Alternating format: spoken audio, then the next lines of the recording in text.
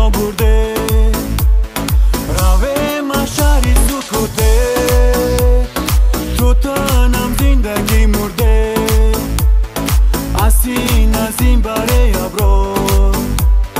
اومده سایه ما برده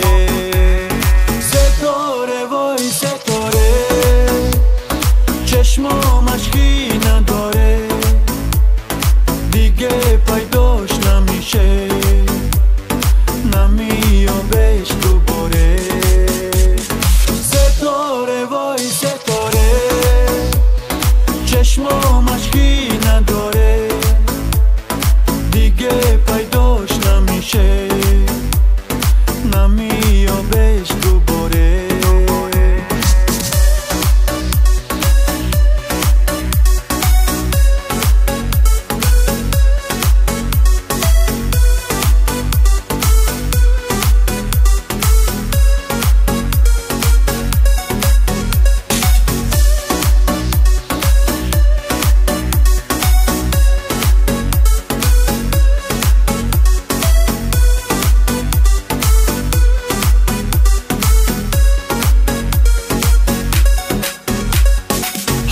شعری که خوندم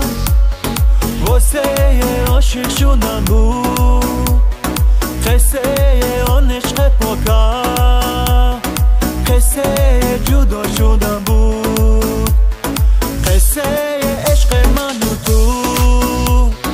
بگذار عاشقون بدونن کجا شد دوست داره ها کجا شد وعده های تو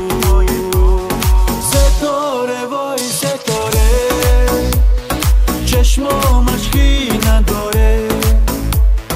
دیگه پیداش نمیشه نمیابش دوباره ستاره وای ستاره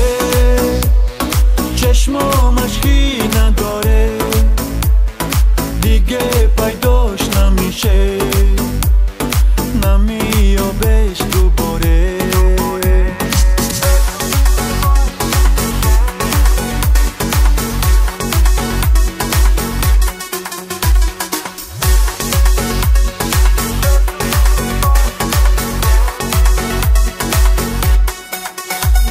ستاره وای ستاره